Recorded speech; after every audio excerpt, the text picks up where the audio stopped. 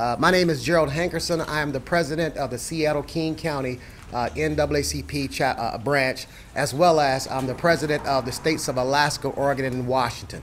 And first, we'd like to welcome all of you to come in here to the NAACP to talk about an issue that we consider incredibly important. And from our perspective, we just want to let you know that we oppose SBAC. It is the position of the Seattle-King County branch of the NAACP to come out against the Smarter Balance Assessment Test, commonly referred to SBAC. We are aware and know that our students of color are disproportionately underfunded and will disproportionately be labeled failing by the new SBAC test. For this reason, we view the opt-out movement as a vital component of the Black Lives Matter movement and other struggles for social justice in our region. Using standardized tests to label black people and immigrants in lesser while systematically underfunding their schools has a long and ugly history in our country. It is true we need accountability measures, as we all know, but that should start with politicians being accountable to fully funding education and ending the opportunity gap. I would like to introduce our education chair, Ms. Rita Green, and she will state to you the full intentions of what our position is on the reason why we oppose SBAC, and we're calling on all parents to opt out and opt out now. Rita. Yeah.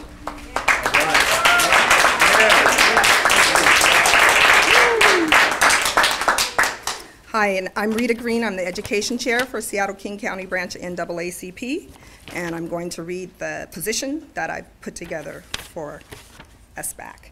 And that is, it is the position of the Seattle-King County branch of the NAACP to come out against the Smarter Balance Assessment, commonly referred to as SBAC. Seattle and Washington State public schools are not supplied with proper resources, and a lack of equity within our schools continue to exist.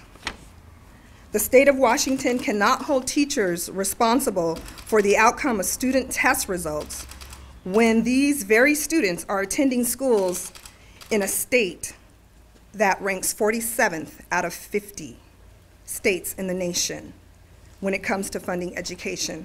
That is the third lowest in the US. Furthermore, Washington State cannot expect for the majority of students to perform well on an increased targeted performance assessment while the state continues to underfund education in direct violation of Washington State Supreme Court order. The cost tied to the test this year is approximately $200 million. If the state really wants students to achieve academic performance at higher levels, these dollars should be put in our classrooms and used for our children's academic achievement improvement instead of putting dollars in the pockets of test developers. We urge families to opt out of SBAC tests and to contact their local and state officials, advising them to abide by the Supreme Court decision, McCleary Act. Thank you.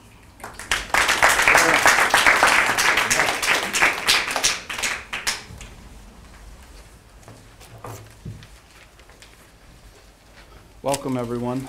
Thank you for coming today. My name is Jesse Hagopian. I teach history at Garfield High School. I am the Black Student Union co-advisor at Garfield High School. I'm an editor for Rethinking Schools magazine, an associate editor for Rethinking Schools magazine. I'm the editor of the new book, More Than a Score, The New Uprising Against High-Stakes Testing. And, you know, Bill Gates spent hundreds of millions of dollars to rush through the most radical education change in US history, the Common Core standards and the high-stakes standardized tests that came shrink-wrapped with those standards. And he's been roundly criticized by educators and parents and students across this nation. In fact, we're in the middle of the largest uprising against high-stakes standardized testing in the history of the United States. Some 60,000 parents in New York State alone opted their students out of the state tests. And we've seen thousands of parents across the country, thousands of students, the largest walkout in US history of students against high-stakes testing happened earlier this year in Colorado. We saw nearly 1,000 students walk out of the Santa Fe schools against the new Common Core testing. And this movement is spreading all across the nation like wildfire.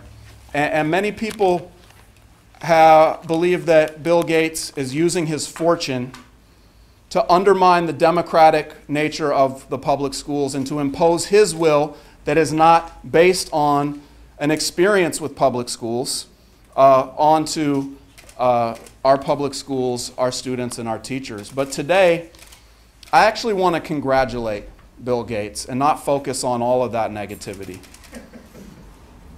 I want to congratulate Bill Gates for taking a very bold step for authentic assessment justice, because Bill Gates and the school Bill Gates sent his students to a school, Lakeside.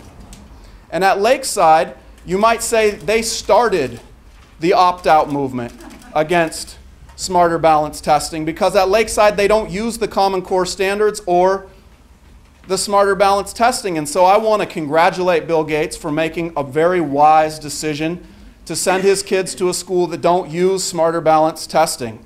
And I think what's good enough for his kids is good enough for our kids in the Seattle Public Schools. Right? He knows what students really need is a nurturing classroom, small class sizes. He knows what's best for his kids is a classroom where the teacher gets to drive instruction based on their passion, not based on what's on an ABCD bubble test. He knows that the best way to educate children is to flood the school with resources, allow study abroad programs, wonderful campus, and enriched curriculum with all kinds of electives that we can no longer afford in the Seattle Public Schools. And we say again, what's good enough for his kids is good enough for ours. So I want to let you know that SBAC testing in Seattle has been an unmitigated disaster. We have had reports across this city of absolute testing meltdown in building after building. You're going to hear today from some of the people who have experienced that firsthand. They've experienced the technological glitches that have wasted hours of instructional time. They've experienced their computer labs and their libraries shut down for weeks at a time, unable to be used for research. And they've experienced the human disaster of labeling kids failing and seen the impact that that has on children in crushing their spirits, turning them off to education. And you'll hear that, I think, in graphic detail. But I want to make one thing clear today.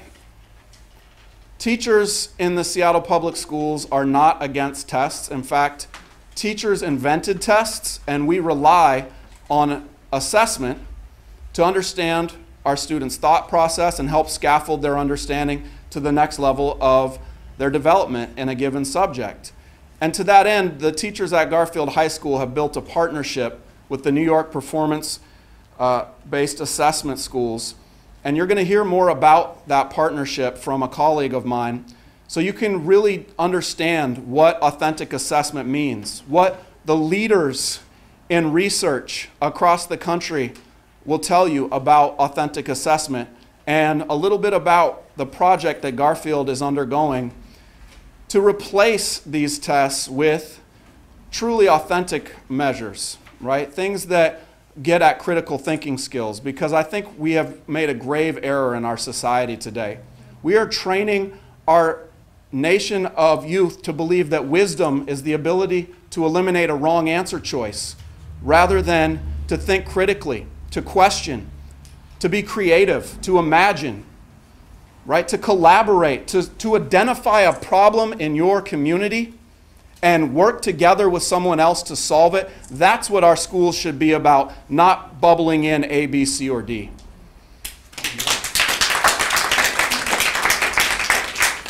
I want to say that these tests are invalid. The SBAC test is an invalid. That's a bold statement. How can I make that claim? It's not based on my own estimation. It's based on the Smarter Balance Consortium itself. The Smarter Balance Consortium has acknowledged in a memo that the test has not been proven to be externally valid. and yet our state rushed to implement this test all across the state? Any rational educator would know that you do a sample size to get validity before you mandate that every single school roll out a test that could very likely be invalid. I also want to say that these tests are purposefully designed to punish our students. They're purposefully designed to deny our kids graduation, to label our schools failing. What do I mean by that? The Smarter Balance Consortium set a cut score that they proudly proclaim will fail 60 to 70% of our kids in the Seattle public schools. They call that accountability. I call that a political decision that was not made with any educators in mind. And when you can label schools failing, then you can shut them down. When you can label schools failing, you can open up charter schools. And I think the privatization movement needs to stop labeling our kids failing and listen to what educators say about authentic assessment.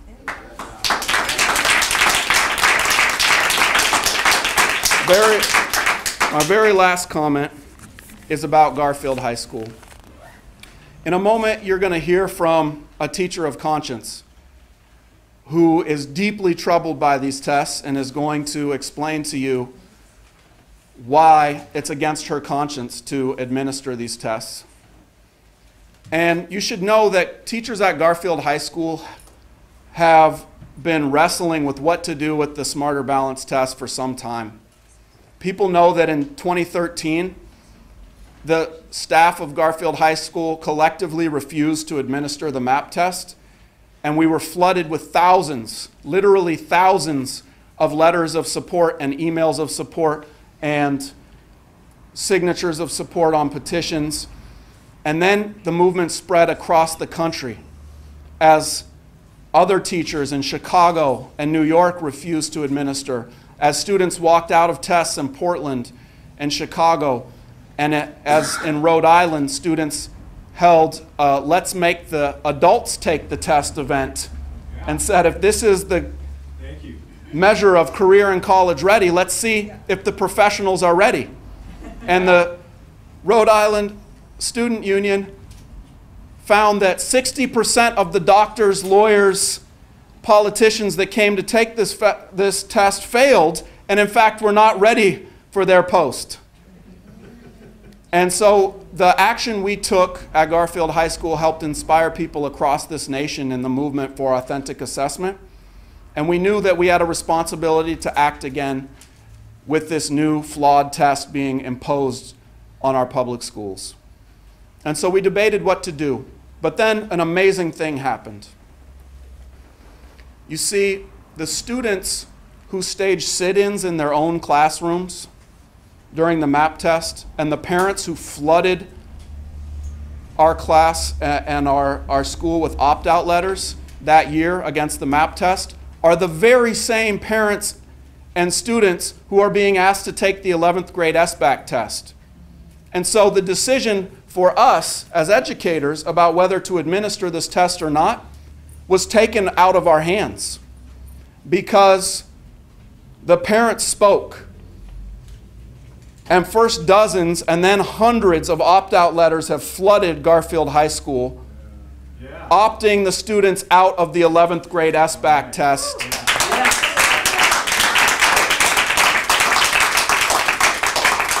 I'm proud to say at current count we have 221 opt-out letters at Garfield High School officially. And what that means is that so many students in the 11th grade class are not taking the exam that they can't actually be led to the computer labs to take the exam by the teachers, because you can't have a lot of students who are not taking the exam sitting around the computer lab distracting. That's against the testing policy. So in fact, we no longer are being asked to administer the exam, and only the few students who did not get opt-out letters in will be pulled out of classes and taken down individually to administer the exam. And I call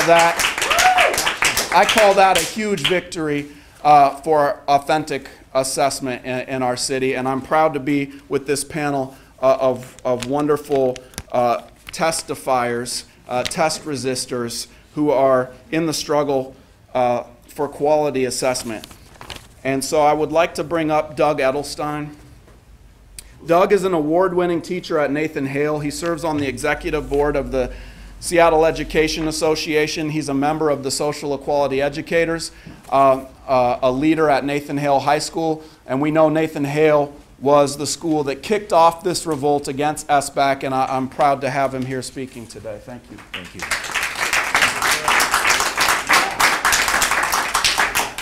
Hi, everybody. First thing I want to correct some mischaracterizations that have occurred in the press around Nathan Hale. Nathan Hale didn't, it's been characterized in the press as sort of a smackdown between Nathan Hale teachers and downtown administration as to whether the SBAC would be administered at our school. On March 6th, it was announced that Nathan Hale would administer the SBAC, but its teachers wouldn't, and that, that the parents would be informed of their rights to, in the situation. I'm proud to be at Nathan Hale. It's a great school. We do lots of authentic assessment. We do lots of exhibitions, high-stakes exhibitions. We do lots of shows. We do lots of testing. We do lots of assessment of our students in authentic ways. Our students are excellent at that. Our students, we anticipate, would be among the students most advantaged by the current SBAC tests. However, after due diligence, research, and doing our homework, the Nathan Hale Senate, which consists of parents, students, administrators, teachers, and these are teacher leaders who are department heads or team leaders, decided after reviewing the literature, after getting expert testimony, after looking at the program, the way it's being rolled out, after looking into the test itself, decided that the 11th grade SBAC test would be of no use to our students and would be a waste of their time, essentially. I'm paraphrasing. There are a number of specific considerations that took place, including pressure on infrastructure, the equity of the test, that is to say, is this a fair test? The answer that I think is a conclusion that anybody who looks at the test can draw is that it is not. And the question became, should we administer it? And I don't think Nathan Hale was interested in becoming the epicenter of an earthquake. I don't think that was it at all. We teach our students to become honorable, thinking, skillful citizens. That's our goal. And we try to model that behavior ourselves. So after doing our homework, we decided that the SBAC tests, as iterated in the 11th grade, should not be given at our school. So we decided not to. That is still the policy. However, to those who must have it, it will be administered because of the fact that it's a state law. I want to point out that even though this is in no way a situation comparable to the situation in Birmingham in 1963, state law takes second place in this case to matters of conscience and social justice. Dr. King, in his letter from the Birmingham jail, said that he teaches us that blind obedience to law is not as important as concerned and responsible citizens making decisions of conscience. Professionally and in terms of the equity of the situation, in terms of the justice or injustice of administering an inequitable test, and I don't speak for Nathan Hale, but the Senate decided not to reduce or not to offer this or not to administer this test, and not to force its teachers to do so. So, in the meantime, I want to report that as of now, about almost 50% of our students in the 11th grade have opted out, and we've heard.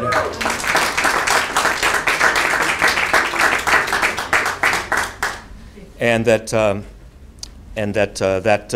number is growing. This is not because teachers have been urging them to do so. It's because Nathan Hale students are honorable, thinking, skillful citizens. And the thinking part of it, as critical thinkers, they evaluate what's best for them as well as we do and their families do. So as a human being, and I'm I'm an adjunct instructor at Seattle University's Master's in Education School in Social Studies Methods. I am a member of the teacher advisory group of the fastest growing Black history website in the country, which is blackpast.org. Thanks, Kintard Taylor. And I'm on the board of the SEA. I think that speaking for myself in those capacities and others, well, not speaking for those organizations, but having had that experience, that the 10th grade SBAC test offers as much hazard to our students and possible harm as the 11th grade. And this is the challenge that we face. The 10th graders will be taking this test very soon, and actually in May. And I'm concerned about the effects of that test on the welfare of those students. Thank you. So, Robin Schwartz is a Seattle native, a graduate of Garfield and UW alum. She is a preschool and elementary school. She has a preschooler and an elementary school student at Concord International. She teaches preschool on Capitol Hill and is the treasurer of Concord's PTSA. Hi, thank you. I became interested in the issue of testing and opting out recently. What attracted my attention about 6 weeks ago was the knowledge that my child's teachers were not allowed to discuss with me anything about testing besides the schedule. This was an immediate red flag for me, and I began researching and attending informational meetings. What I found was disheartening. Last week, I opted my child out of this year's testing for several reasons. I don't believe that the high-stakes standardized testing currently being administered are the result of responsible, informed decision-making. These tests and standards were decided upon by state legislators who don't know what's happening in the classroom, as opposed to educators who do. I have confidence in my child's teachers, and I trust them to teach, evaluate, and inform me of results through conferences and report cards. This is how my child and her teachers should be spending their time. I don't believe the tests are equitable. They are administered on computers. Not every child is computer literate. They are administered in English. Concord has a high population of English language learners, as do many South End schools. These children will be taking the test in English. The cut rate is around 60%. How many ELL kids will fall into that failing category because they are tested in a language in which they are not proficient? Exactly right. Finally, and most importantly, I don't believe this is an efficient use of my child's time. She's at school to learn. She has 6 hours a day to study all the normal subjects, half of them in Spanish at Concord, as well as to squeeze in a few minutes to eat lunch, play outside, and learn to make friends. When I dropped her off yesterday, one of her classmates asked if they would be allowed to go to the library to check out books, since they had missed it last week because the library was full of testers. The teacher replied, "No, you won't get to go this week either." That's the problem with testing in a nutshell. Children are asking to learn, but instead they're being tested. There are 4 seats on the school board that will be open in the next election. I hope current and potential board members will listen to the growing chorus of parents who oppose high-stakes standardized testing.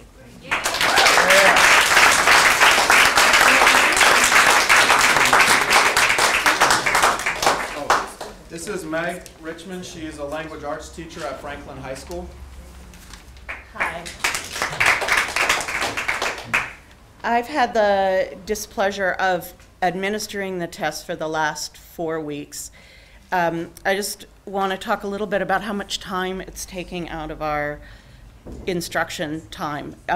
Because Franklin only has 2 sets of classes, language arts and history, that are grade specific, all the testing has to take place in my language arts class or in the history classes.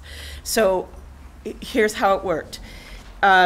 We spent 2 days a few weeks ago with my 10th graders taking a practice test so they would understand how to use the program. So that was 2 days. Then we spent 2 days where we were supposed to be testing. However, the state, we got all logged on and we were trying to start the test, and for 2 days in a row, those were the first 2 days allotted to testing, the state failed to put up the test. So through a computer glitch, we had 2 more days that we wasted. Then we, for those of you who don't know, there are 2 different language arts kinds of tests. There's one that's a computer adaptive test, which means the computer sort of responds to their level and goes up or down depending on how they answer the questions. And there's a second test which is supposed to test where they write an essay, basically. So what happened with us is the state predicted that students would take 2 class periods for the first test, 2 class periods for the second test. Well, my students, after day 2 on the first test, not a single one of them had completed it. And they were about halfway through, which meant that for that test, they were going to have to be pulled out randomly from other classes throughout the following weeks, missing education in those classes as well. Then we did the computer test. The same thing happened. 2 kids finished on time. And so the rest of the kids are being tested throughout the weeks, pulled up from their math class, pulled from their history class, pulled from wherever they can be pulled in order to finish the test. So that's the waste of time that's occurring.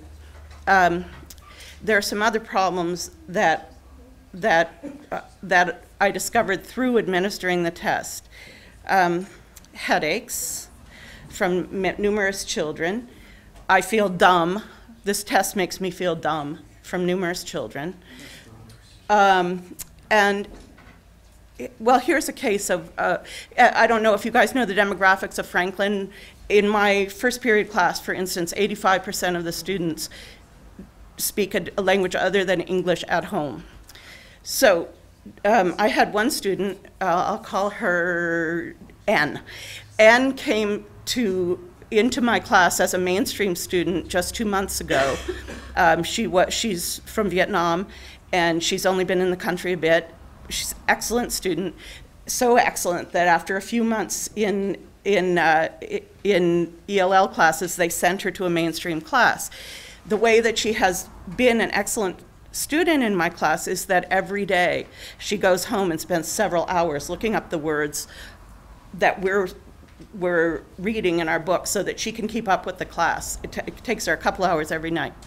So she goes into the lab to take this test, and first day she's typing along, and then she looks up and she says, "Can I get a translator for this?" And we're like, "No, I'm sorry, you're not allowed to have one, and the only way you can use the only time you can use a Vietnamese English dictionary is on the essay. You can use one then." So she keeps going, and it's taking her hours and hours even to do this. And then finally, on the last day of the essay writing, it was 2:20, and they closed the lab, and it was her last chance. So even though it's a untimed test, supposedly, she had run out of the window where she could possibly work on this test. So she came down to my room Friday sobbing and sobbing and sobbing. "I don't want to fail the test, Miss Richmond. I don't want to fail the test." Eyes streaming with tears. And this is a girl who wants to be a doctor. This is a girl who is so studious, she would put the rest of us to shame. But she's worried about failing a test. The other thing, one last thing I want to say about just pure logistics is that one of the English language learner teachers at my school informed us that on the math section of the test there is a glossary for non-English language learners or speakers, but unfortunately it's a limited glossary. It has Ukrainian and it has a few other languages, has Vietnamese I think, but it forgot the continent of Africa. And many of our students are from Somalia and from Ethiopia, and those languages are not represented in the glossary. So I just leave it at that.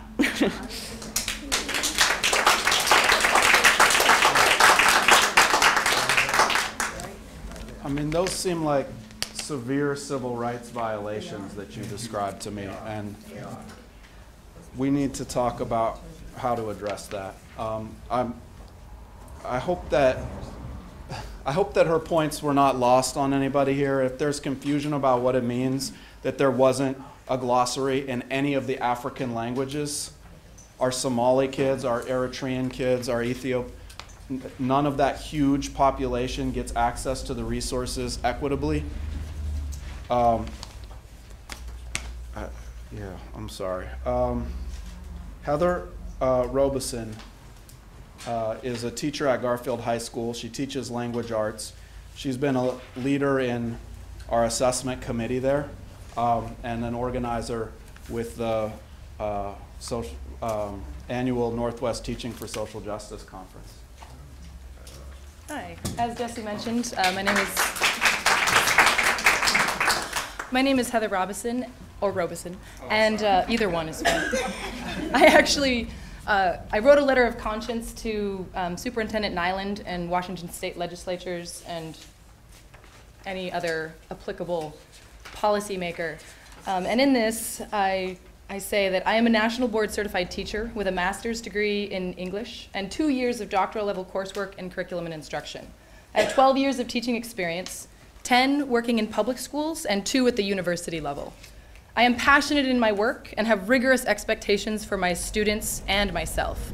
I currently teach at Garfield High School, where half of my day is spent with advanced placement students who represent some of the most privileged and highest performing children in our city. The other half of my day is spent with general education students, over a quarter of whom receive special education services. Across all sections, I have homeless students, students with restraining orders against abusers, students who read and write below grade level, students who currently read and write at a college level, and students who vacation in Europe every spring. From this vantage point, my conscience demands that I publicly and emphatically assert that high-stakes standardized tests, like the SBA, used as graduation requirements and teacher evaluation tools, are detrimental to the meaningful education of all of my students. Administering such exams goes against my professional and moral judgment. For all of my students, these tests are a waste of time in which they are forced to be passive test takers rather than active knowledge creators. This year's proposed test took over 2 weeks of instructional time from classes. Superintendent Nyland's recent email stated, quote, "The amount of SBA testing time for each individual student is relatively small, about 8 hours, depending on grade level," end quote. What a drastically skewed perspective that sentence reveals. 8 hours is an enormous time investment for an unreliable and inappropriately used assessment, enough to push an entire unit from this year's curriculum. For my students who are victims of the opportunity gap, the SBA disproportionately hurts their identity as capable learners and instead reinforces an identity of failure. These exams can only ever show a limited sample of student ability, and the cultural bias inherent in any standardized assessment exacerbates the SBA's inability to reveal what my students truly know and can do. Even if the SBA were a more reliable, valid, and culturally responsive measure of student ability, the learning environment created around it devalues true intellectual curiosity, risk-taking, and critical thinking. For all of my students, high-stakes tests breed a reductive mindset of, will this be on the test? And myopic focus on points rather than learning. Yet students do crave authentic challenges, and on a gut level, they recognize the faults of a test-based system. When I first announced the upcoming SBA exams to my 11th graders, students shot their hands up and asked, "Can we opt out of this?" These are high-performing students who are the most likely to succeed on this test. Yet they were frustrated at the prospect of losing class time for this detached and inauthentic measure of their performance. We need high standards for our educational systems, and we must do more to prepare all of our students to be successful in a demanding and complex world. Exams like the SBA do not take us in that direction. My teaching practice and that of my peers asks students to do far more than these exams do. We crave authentic and challenging modes of assessment. Jesse mentioned the New York Performance Standards Consortium, which I have been lucky enough to be able to travel to New York and attend some of their conferences and trainings. And I ask policymakers to please consider the work of the New York Performance Standards Consortium, which has opted out of standardized tests since 1997, and instead built an assessment system developed, evaluated, and continually revised by actual educators. Instead of taking tests, students are given ownership of their own project-based learning, which includes evaluation by community professionals in the discipline. This group of schools has some of the highest rates of college admittance, with one of the lowest rates of college attrition. This success was achieved with a true range of students, pulled from the economic and cultural diversity of New York City neighborhoods. Policymakers, in teaching and learning, there are no shortcuts. Exams like the SBA attempt to shortcut, streamline, and profitize the education system. This benefits test makers, but not students. The schools are a reflection of the social problems of the larger society. If we truly want to close the gaps and inequities in our social institutions, we must address issues of poverty and income inequality. That is a tall order, but the work of the consortium schools shows an alternative that can offer meaningful success for all students. At home, I have a 3-year-old son. He is an exuberant, boundary-pushing little boy who will enter kindergarten the fall of 2016.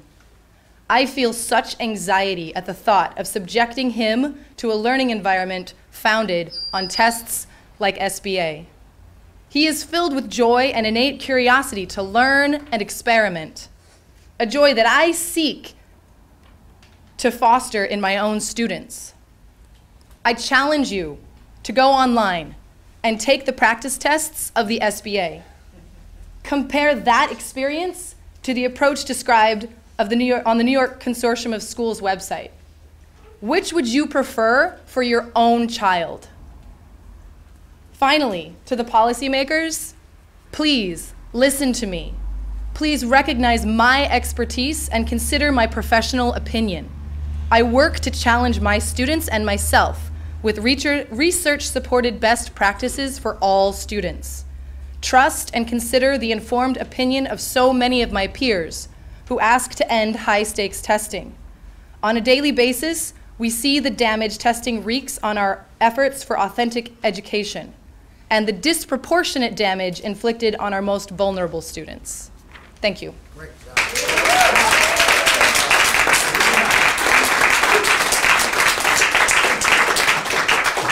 I mean, what an honor to get to teach with Heather at Garfield. That was really powerful. And if you, members of the media here, have not gone to performanceassessment.org, then you're missing a piece of what education should be about, because this network of some 30 schools that Heather detailed in New York, they're all public schools. They're not charter schools. They're in New York City.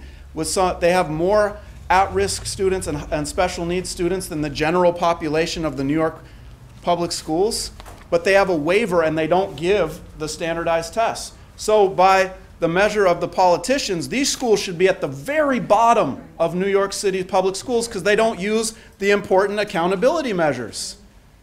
But in fact, they're at the very top. They have the highest graduation rates, the most, as Heather pointed out, the most college attendance, and they stay in college longer than the rest of the schools because they teach critical thinking there, what's actually valued when you get to college. And you're going to be hearing a lot more about the New York performance schools because we are in partnership with them in developing those standards here. I got to move on and call Annabel Quintero, who serves on the Seattle Council PTSA, not representing them, but representing herself. Thank you so much for coming. Thank you. I'm here today to share insights and facts that are prohibiting our community, our children of color, and the majority of students in the nation and in the Seattle School District to exercise their civil right to be educated. In fact, From the Curriculum and Instruction Seattle School Board special meeting, SBAC test only gives a numerical score. Teachers cannot see growth of a student. SBAC is not aligned with scope. Fact, Washington State has not deemed the SBAC test as valid. The SBAC test is proctored via the internet, and parents that have opted their children out of using the internet are not being asked in writing if their children may take this test. Seattle is a technology hub, and we all know that everything we do on the internet is permanent and has a digital footprint that lasts forever and will follow our children. Currently, our teachers cannot express their concern over this test for being developmentally inappropriate for our children. In fact, they are being threatened to be disciplined or fired if they choose to not proctor the exam.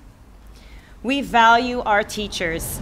As parents, we look for them to provide professional assessments of our children and also freedom to have a dialogue.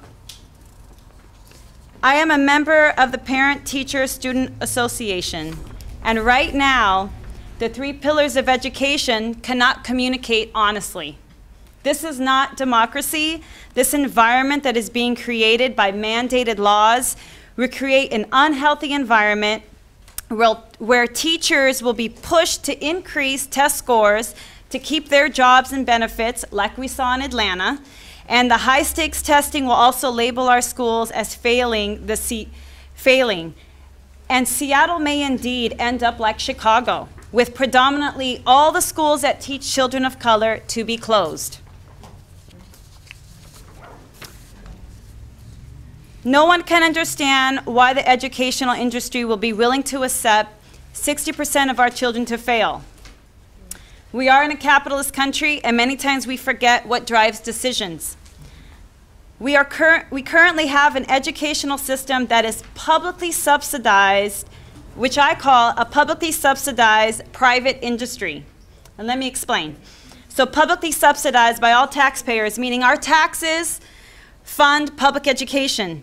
Now, these private corporations offer assessment tools like SBAC, so our publicly funded public school districts pay dollars for these tools, which has been the case for a long time. So what's new? That the private sector has funded and shaped our public policy on education, like, for example, the Council of Chief State School Officers, and they are funded by private corporations. Usually a private company has to market their products and earn their business. Now they have legally made every child in this state and in this nation a customer. With their lobbying power, they have written state and federal mandating their assessments and curriculums, despite public outcry. They don't have to listen to parents, teachers, or students' concerns. They willingly fail 51% of children across the nation, and in Seattle, 60% of the entire student body, and gladly take instructional time away from our children because the opportunity gap is not a priority for them. Our children are just a numerical test score. It is unprecedented in education to have the private sector mandate their customer base, our children. And now our public officers and public educators are mandated to proctor the SBAC exam. Teachers may be disciplined or worse, fired, and are not able to discuss their concerns with parents because of these laws. The public has no voice.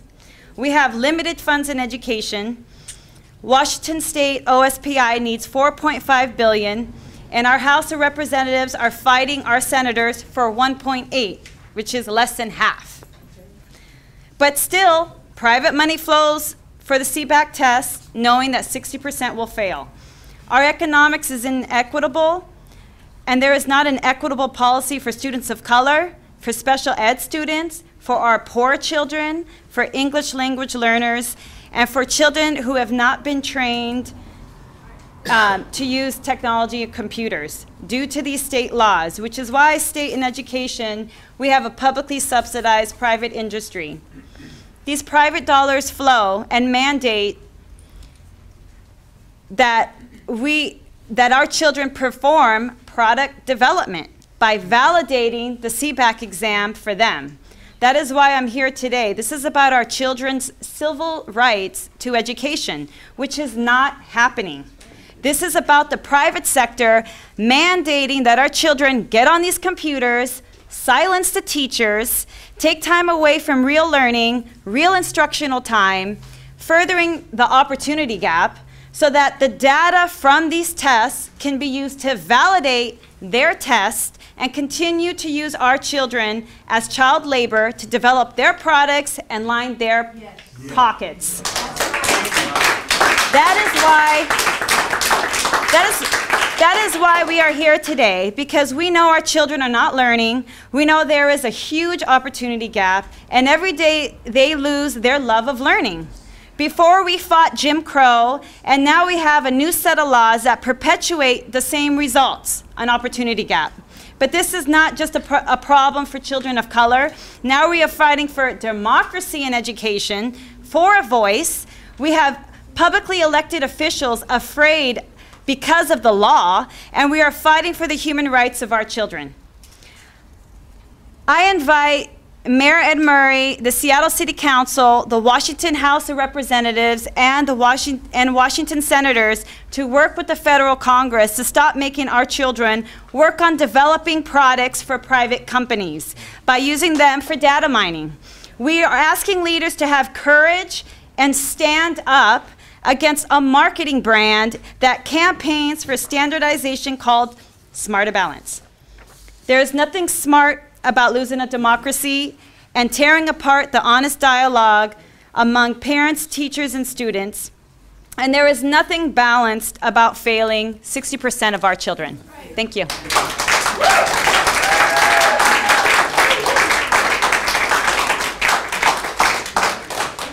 Before I call our next speaker, I want to alert you to something that's in the press packet. If you don't have one, you should grab it on the table there.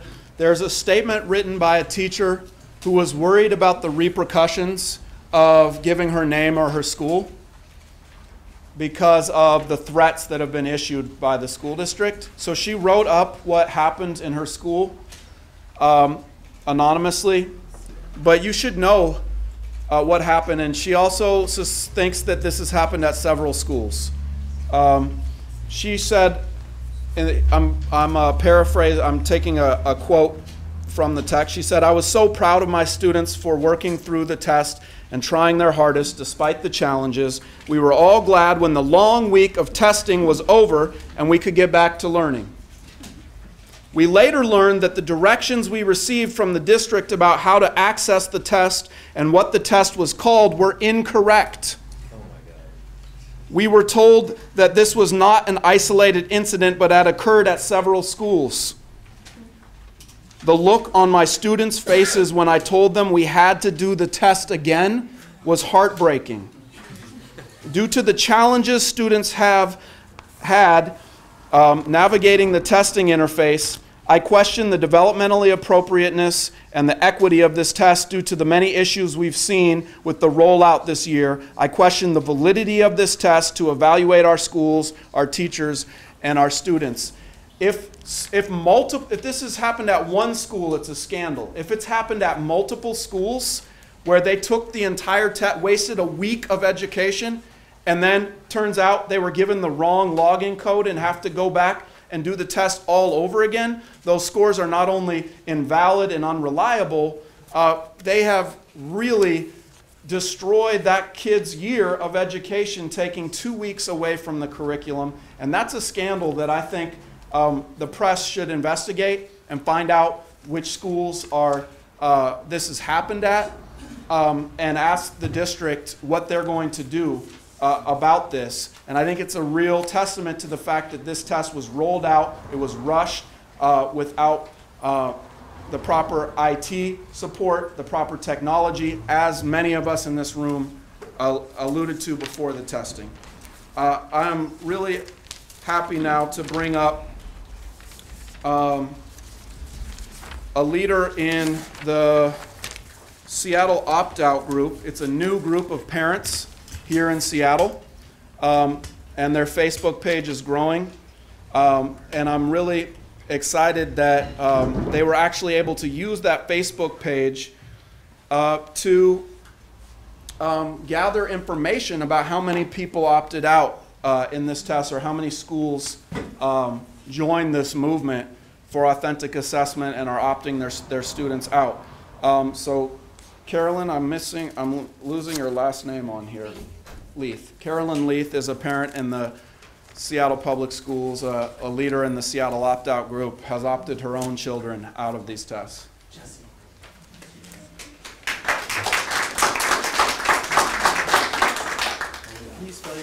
It's Leith. So, like Jesse said, my name is Carolyn Leith, and I'm a member of the Seattle opt-out group. I'm also a parent of a third grader at Olympic View Elementary.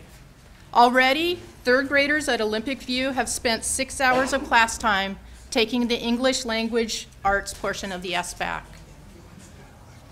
When testing season is over, third graders at Olympic View will have spent a total of 12 hours taking tests. 6 hours for the ELA portion and 6 hours for the math assessment. I find it deeply disturbing that the Smarter Balance Consortium feels it's developmentally appropriate for 8- and 9-year-olds to spend 12 hours testing. At Olympic View, we work very hard to create a loving and caring school community. Given our school's values, I'm very worried that the SBA test will discourage our community's most vulnerable learners. According to a report by the Smarter Balance Consortium, only 15.8% of third graders with IEPs will pass the ELA portion of this test. For English language learners, the pass rate is 13.6%. Overall, only 38% of third graders will pass this test. Because of these reasons, I have opted both my children out of the SBAC.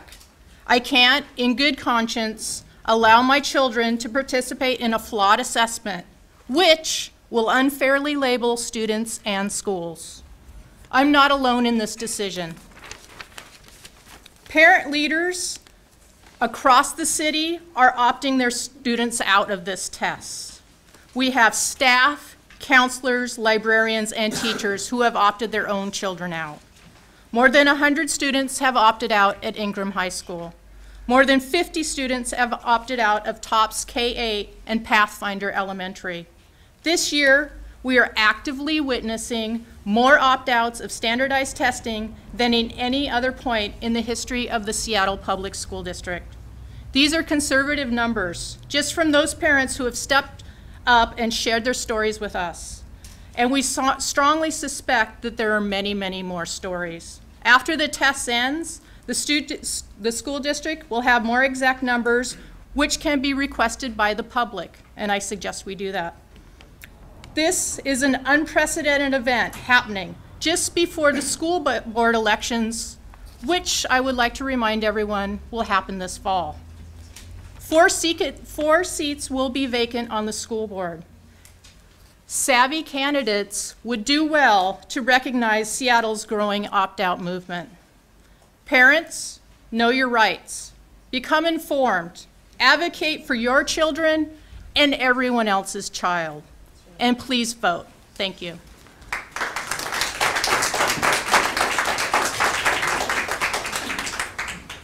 Excellent. We are going to be joined next by Cecilia McCormick from the Seattle Council PTSA, not speaking on behalf of them, but speaking on her own behalf. And she is the Special Education Area Director. Thank you.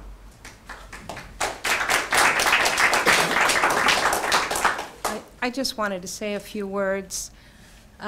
When you drill down into the details of the SBAC pilot results, 90% of students with disabilities and ELL students will fail this test. Yesterday, I attended the school board curriculum and instruction committee meeting. And I'll just say that I am appalled that the majority of directors on the school board refuse to open an authentic conversation about whether our kids should be subjected to this test. Students with disabilities many have poor fine motor skills, controlling a mouse, that many are dyslexic, and looking at a screen with pop-up windows and letters flashing by you. Many students have dyscalculia, math learning disorder, and they will not get any accommodations, so they will fail. It's incumbent upon parents and the brave teachers to open up this discussion about this test, because our school board will not. Thank you.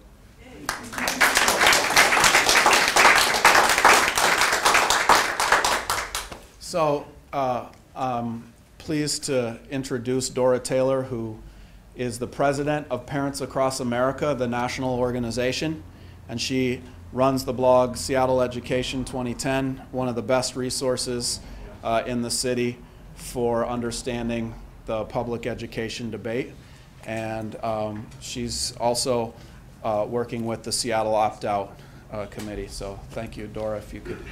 And then we'll open it up to questions after Dora speaks. Okay.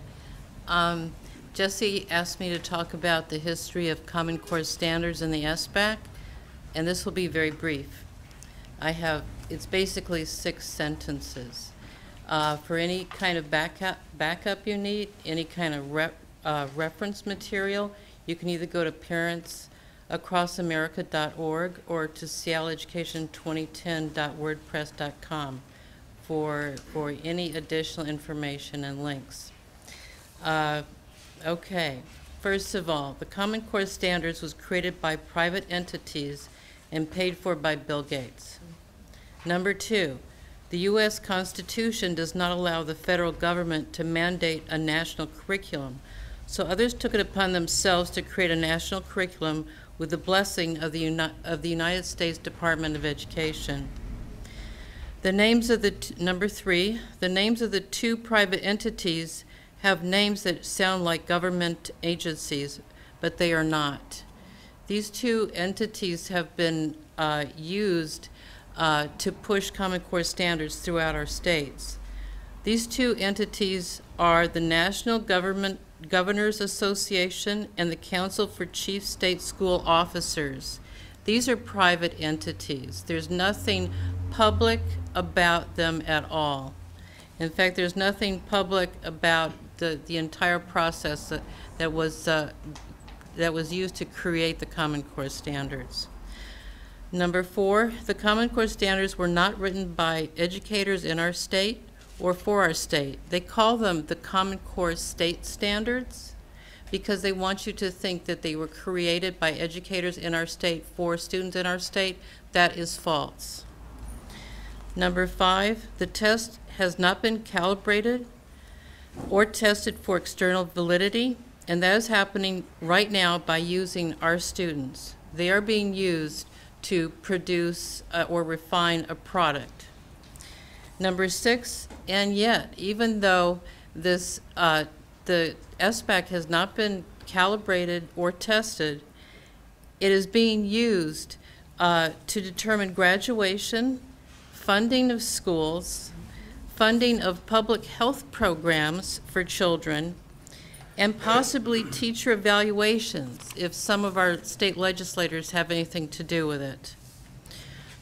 Parents Across America Seattle, which also includes several other chapters in our state, has taken the position that Washington State should pull out of the Common Core standards and use a more authentic and equitable approach to education. Thank you.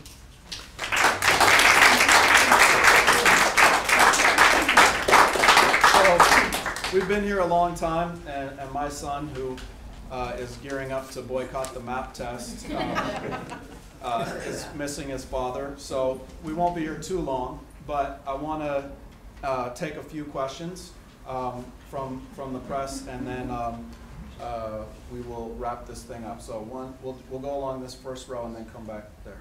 Go ahead. Let's just start with some quick numbers here. Actually, Mr. Edelstein, how many students does that 50% at Nathan Hale represent? When I left the building, it was 148. 148. Of an eligible 270 something. When you all talk about the test failing students, but about 60 to 70% of students failing, that number is related to, I'm presuming, the sort of smarter balance number that says 60 to 70% of students will be rated as not proficient by the exam. The state's going to set its own cut score, so 60 to 70% of kids aren't going to fail. They're just not going to be proficient by the national kind of benchmarks of the test. That's incorrect. So the state agreed to the smarter. I'm sorry. The state agreed to the smarter balance cut score, right? So they've already agreed. No, they're going to set their own cut score. The state board's For some tests, they're going to set their own. So it's worth going and doing the research. If I'm wrong, find it out. But I believe the state agreed to the SBAC cut score already, and so the 60 to 70% failing rate is what we can expect. What is the? I guess at the bottom of that question is, doesn't this test give information? Like the whole point that they would come back and say is that this is going to be brutal. This is going to be hard. We're going to see a low pass rate, and that's part of the point, is to try and have a reality check for how well our schools have been doing for a long time. So I'll answer that if somebody else wants to. So I'll say this. Here's a brilliant plan for education. The first thing you want to do if you want a great school system is underfund it, right? So don't give the kids the money they need, the resources, the smaller class sizes, and then demoralize them, right? Punish them, label them, call them failures, right? And then sit back and watch wonderful growth and initiative and critical thinking blossom in the Seattle Public Schools. That's idiocy. That is abuse. That is not an education plan. But yet that's what's being rolled out in our state and states across the country. And that's why we're standing up and saying no to this test. And we're saying that this test measures a student's zip code more than it measures their aptitude. It measures their access to resources. It measures the books in the home and the level of education of their parents, not how smart they are. And as the NAACP said at the beginning, there's a long history of these tests being used to rank and sort, to label students of color and African Americans as inferior. At the same time, they under-resource those schools that serve students of color. And we're rejecting that here today. May I add to that? Yes. Please. Doug Edelstein, Nathan Hale High School. The reporter asked if this isn't a reality check. If the tests were valid and reliable and accurate, reality would be represented. However, this is an unreality check. The fact is that the cut scores of 50 and 60% are arbitrary and without any basis in the reality of student achievement. So the creation of those numbers is in fact a fantasy, and is in fact not a real reality check of any kind. It is particularly disturbing to hear about passing rates among ELL and special education students. Special education is a category that encompasses many, many categories of students. Everybody from somebody who stutters to somebody who has actual developmental learning disabilities. To say that those cut scores are beneficial in some way, or in some way a measure of the reality of the situation, is a bizarre distortion. So the we better move to the next question. yeah, my son had a special education categorization. He just graduated from Stanford Graduate School in chemical engineering. So credit to him. So, yeah. Stay there, please. Stay there, please. I have a question for you. Dean Patton. Mr. Edelstein, have you had any, has there been any constructive discussion between teachers and Superintendent Nyland or his staff? That's the first part of the question. And the second part is, can you tell us why you think there is such a gulf between what seem like well-meaning professional administrators and well-meaning smart classroom educators. Why are you so far apart? And parents. Well, I want to first I want to characterize the rebellion, I suppose. No, better yet, the decisions at Nathan Hale among parents. This is a parent-led movement now. This is not a teacher-led movement. This is a parent and student-led movement. And to answer your question, has there been dialogue? I'm not aware. I'm not privy to that. To the question of the gulf, well-meaning people, I think that there are well-meaning people throughout this. However, our decisions need to be guided by research and by facts. And simply the way the program, the SBAC program, has been marketed, it has been labeled as many things that it's not. And it's easy to catch the drift of that discussion that SBAC will raise standards across the country, that SBAC will achieve some kind of equity. Those are slogans and that have no meaning. So I think that I would urge every parent to, if you question any of the facts that have come out today, please look into this yourselves. Please look into the best research you can find. Please, on behalf of your students, do your due diligence about these tests and make the decisions yourselves. And I should ask people to introduce themselves when they ask a question. So just so everyone knows. Kyle Stokes at KPOU. Great. All right. All right. Melissa. Hi, I'm Melissa Westbrook. I write for the Seattle Schools Community Forum. I just want to note that Mr. Hagopian has stated about if you create a failing situation so that then you can move charter schools. And Seattle Public Schools, the school board tomorrow is going to discuss at a work session becoming a charter authorizer. Patty Murray, Senator Patty Murray and Senator Mar Alexander announced today that they're bringing their bill to revise No Child Left Behind. And they're going to actually cast more of the responsibility about accountability to the states. And Randy Dorn sent out a letter on March 31st asking that SBAC scores not be used for AYP. What's your thought about how this all tangles up with No Child Left Behind, and do you support Superintendent Dorn's request to not use the scores for AYP? So just one quick note about No Child Left Behind, right? We've heard threats that if too many parents opt out of the test, it could negatively impact their schools and label their schools failing. No Child Left Behind has labeled every single public school in the state failing already, right?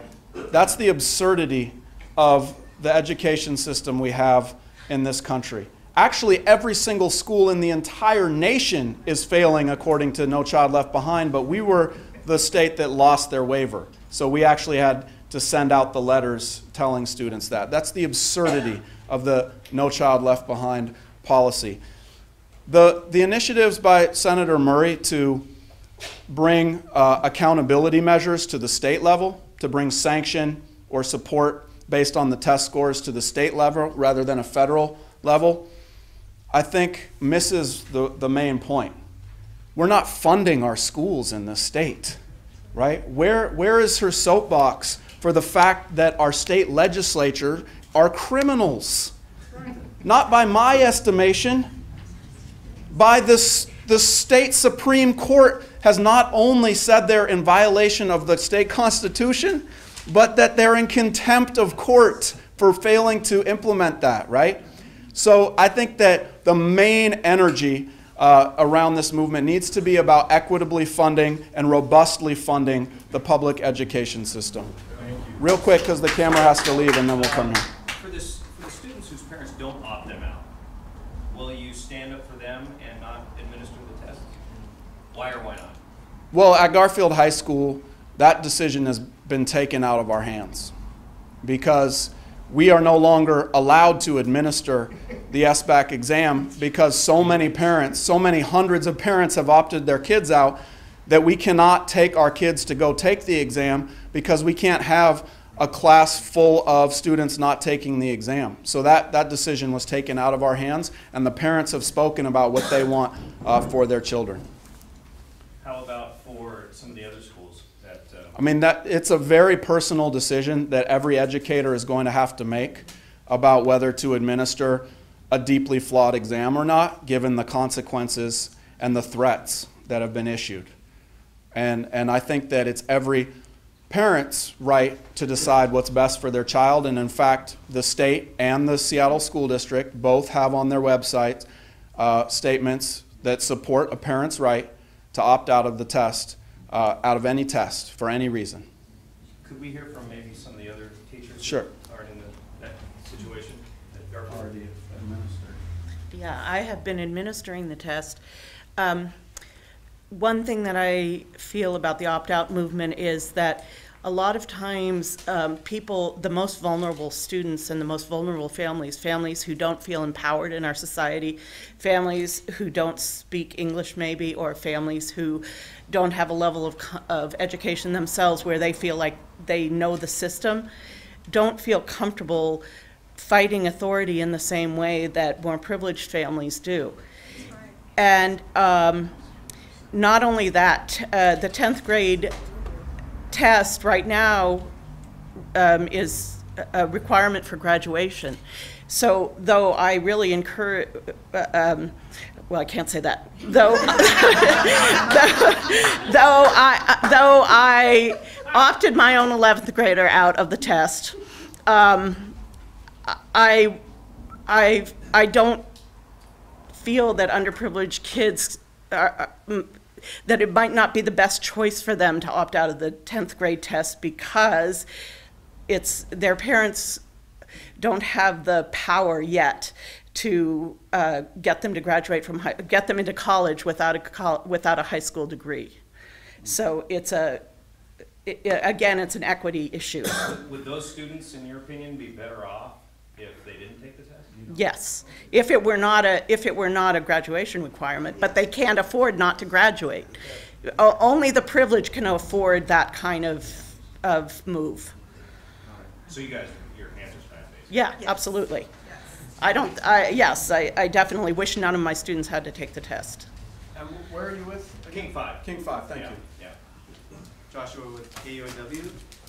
I need a little bit of education on what failure means in this test. I keep hearing the 60% mark, but then the superintendent told me, no, it's just there's a 1 and a 2 that means you need more training in certain kinds of math and language arts, or a 3 and a 4, which means you can place higher on in terms of college, community college courses. So, yeah, go ahead.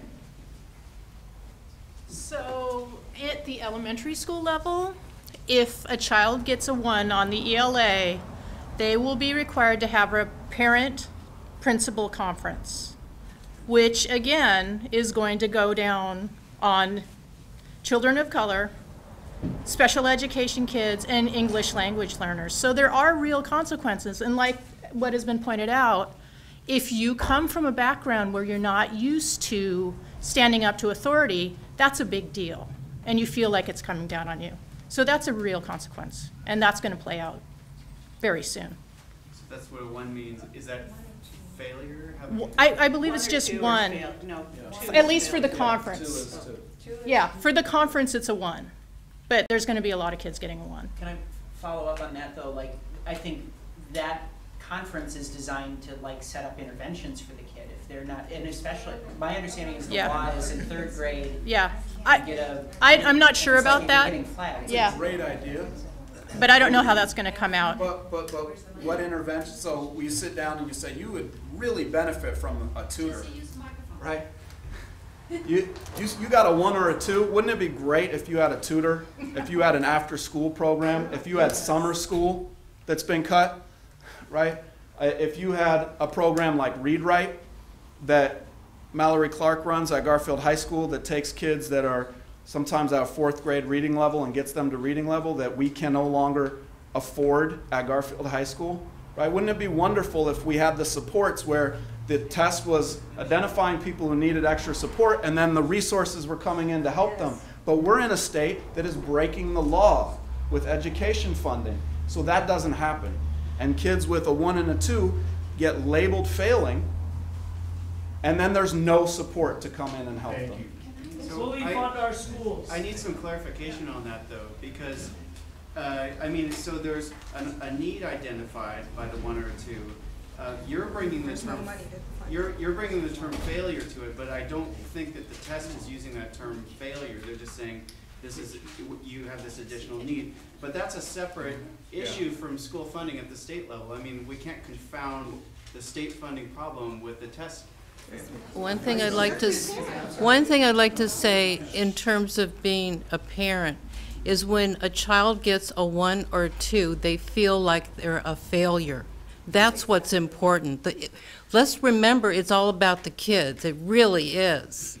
If a child who's been working so hard, like you heard about this high school student, and she's ELL, and she gets a 1 or 2, how do you think she's going to feel? She's going to feel like a failure, and it's going to go with her probably through the rest of her college education and beyond, because there's also the whole issue of data mining and following the students and gathering that data. And they're not just, it's not disaggregate, it follows the student. It's student level information. Now, in terms of a 1 or 2 or 3 or 4, there's some other issues involved with this too. This all comes down to high stakes testing, really. It's all about attaching some kind of value other than the child's education to a grade or a percentage point. What they're doing is they're attaching funding. They're threatening to attach funding to schools and to programs. They're threatening to evaluate teachers based on these test scores. They're threatening to grade these schools, and I'll tell you what, around the country, if a school gets an F, it gets closed and it gets turned into a charter school. So you talk about high stakes testing, this is it. So let's talk about the kids and how they feel and the impact it has on them.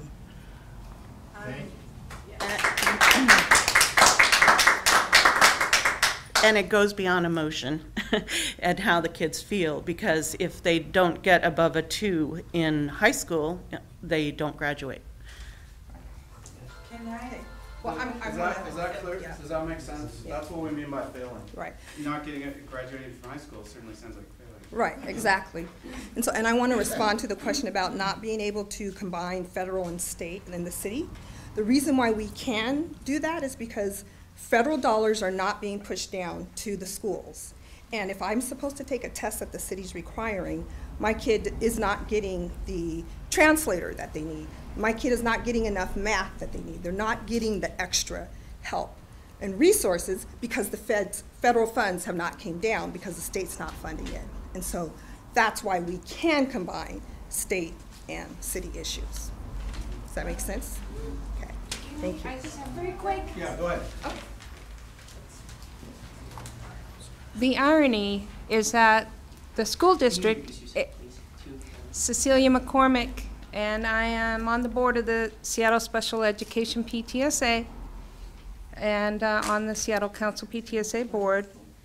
Speaking for myself, what was I gonna say? Oh, yeah, there you go. The district is giving itself a pass and taking 5 years to implement multi-tiered system of supports, which is supposed to help the children we've been talking about with social emotional support, tutors, additional materials, actual textbooks.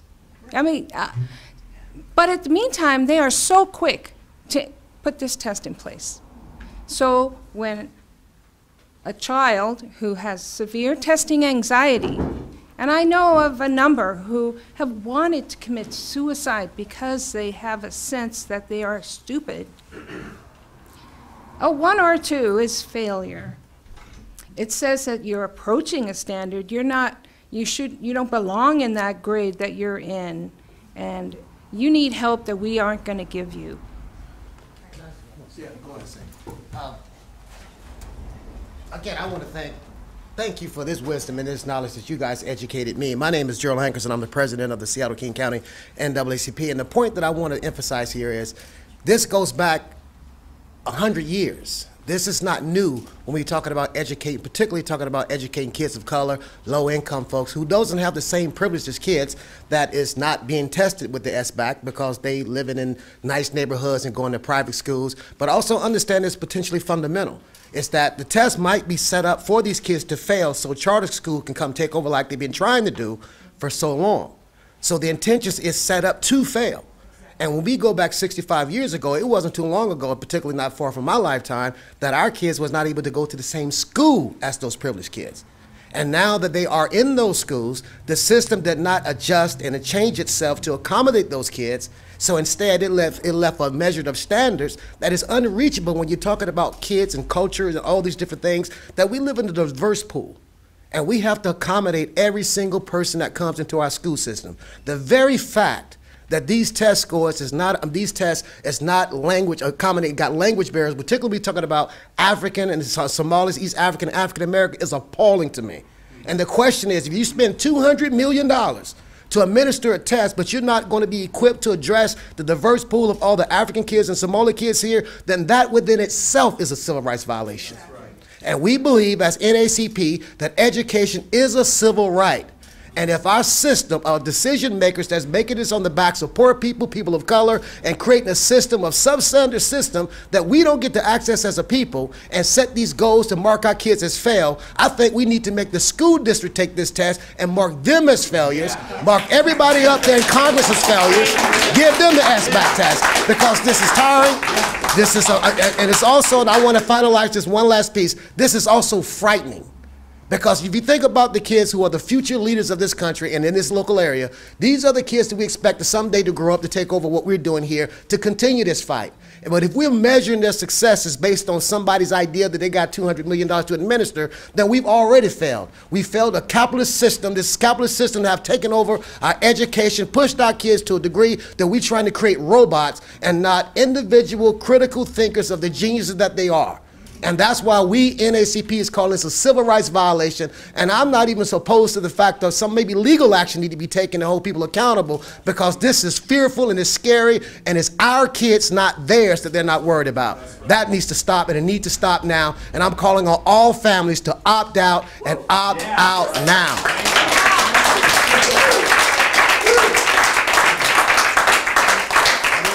You have a quick question? One other quick question. Okay, and is there anybody else, because we need to wrap up right now.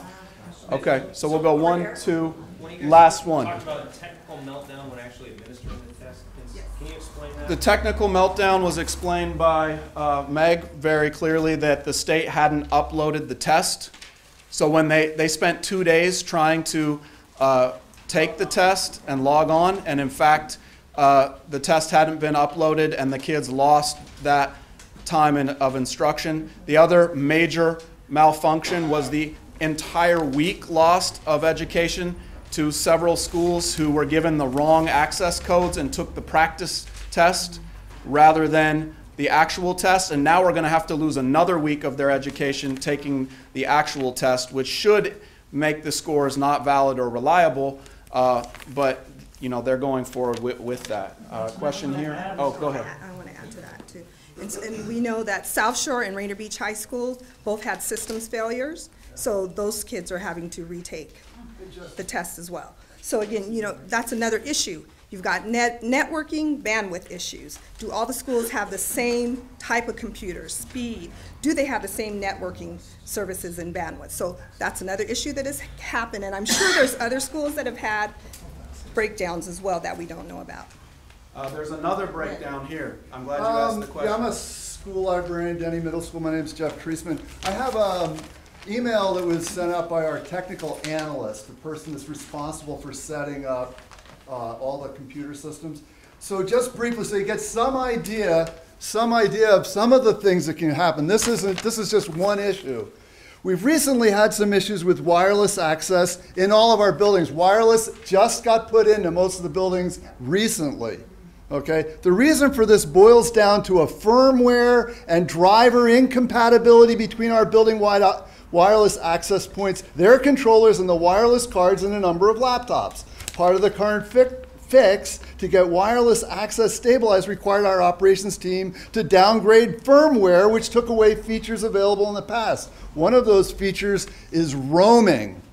Okay, so we're testing with laptop carts, and now we're going to go from one room to another. Well, guess what? They're not going to work in that next room because they have to all be turned off and up, and then there has to be an uploading that happens. So that's just like one little glitch. Okay, there's this miscommunication. They also somehow instantly found money to buy additional carts, even though last year when we were trying to figure out what our rollout would be, we at my school asked for 60 additional computers. We were told no. Then in November we were told, guess what? You guys need 60 additional computers. So we got rolled out in two waves, and we haven't been able to integrate all this stuff yet. Thank you. We had two last questions. I'm a parent at West Seattle, and I was just at a PTSA or PTA council meeting last night at the John Stanford Center, where I got the privilege to sit with people from the superintendent, the assistant superintendent, and I raised these questions about technology. Like, so they're doing a presentation about budget, and then I have a question about the budget. What's the organizational chart around budget? No, the two people presenting were not able to come to a consensus. Then I asked a question about the technology. So they have money for technology. However, when the student gets to sit to take the assessment, there is no further hardware like headphones. It's meant for the school, then they're asking the school to pick up the bill for that. And then my second question was regarding interpreters. What happens to students who English is their second language, and you're having them take these tests, and the answer was, we're gonna have interpreters. Okay, as a PTA president of my school, I asked for interpreters for my PTA meetings, I get nothing. So then you hear, and you're sitting with me in front of me and telling me that the day of the test, you're gonna have enough interpreters to help translate this test to our students. They're not. Wow. Wow. So how do we have the conversation? Yes, we're doing a movement, right? But how do we have the conversations on a one-on-one level when we have the privilege of sitting in front of Michael Tolley, who is supervising all of the executive directors who are then supervising the principals? Yeah. How can I have a conversation with them in that light? You're asking the right question about how we make change, and I would say we all are going to get together. This press conference clearly unleashed an energy that I think we're at the very beginning of a process. Before I take the last question, I'll say that there were 60,000 opt-outs in New York State. Why? Because they've had 2 years of experience with Common Core testing, right? What we're doing right now is before the parents have ever seen 60% of their kids being labeled failing, right? Wait till that happens, and we'll be in a new position to have a new type of conversation in this city based on the city's civil rights leaders, educational leaders coming together with proposals for what authentic assessment could actually look like. So I encourage you to get involved with all of us as we figure out our next step in this struggle. I appreciate that. Dean Patton, the Christian Science Monitor. Can you explain why educators cannot discuss the test with parents? Who said that? Did I talk to that person? Who's that? You should get the actual wording from the letter that Superintendent Nyland set out. There was allusion to the fact that he would prefer that teachers do not express their opinion, their personal opinion, right, about the test, but he realized that that would be that there would be a free speech violation if you just completely negated teachers' ability to speak about their profession and assessment. So what he did say is, if you can only speak on your professional behalf, right? So today I speak to you as a professional, and I'm giving you my professional opinion. So, Yeah, please. Can I say what? Yeah, you can do whatever you want. Okay. Okay, so I'm Rita Green, NAACP Education Chair. I don't work for the district, so I can tell you what it says. And so teachers who opt out and tell the district ahead of time will be suspended without pay. Teachers who don't tell the school ahead of time and refuse to administer the test have been threatened to have their teacher certificate taken away. Okay. So I would just say thanks everybody for coming today, and I know that the members of the media who are here today are going to go and do their job, which is to ask the other people on the other side of mandating these policies questions and follow up with them. And I would suggest that you ask these people several questions. One, why have unprecedented numbers of parents refused to allow their kids to take this exam across the nation and in our own city? Why have unprecedented numbers of teachers raised their voice against these Common Core tests across the nation and in our own city? I would suggest that you ask our city officials, our school officials, our state officials, how is it that you believe in strict accountability for students, teachers, and schools, but don't offer any ideas about strict accountability for the state legislature that's failing its duty to fund education? And I would suggest that you ask them, when are teachers going to be included in the discussion about education policy and assessment? And parents who are completely excluded from the Common Core state standards, who were not allowed to participate in the process of developing standards that became very developmentally inappropriate. So thanks everybody for coming today at the beginning of a new movement against smarter balance testing. Opt out! Opt out!